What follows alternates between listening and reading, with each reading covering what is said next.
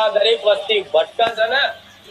જો તો દોણા ગોળાવા, જો તો વારક કારક કરાવવા, જો જેવી વિદ્યાઓ કરાવવા માટે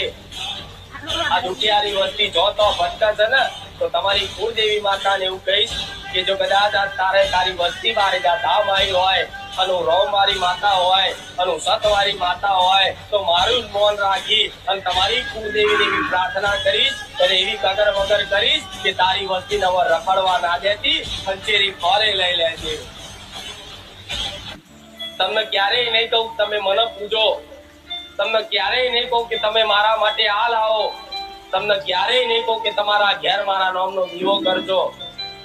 પણ તમારા ઘેર મારા જેવી માતા બેઠી છે ને, જેનો ઘેર દીવો થાય છે ને, એ દીવામાં જ તમારી માં ચામુંડ માકાળી સદી જે ગણે બધું છે. જગતમાં કોઈની પર ભરોસો આવ્યો ના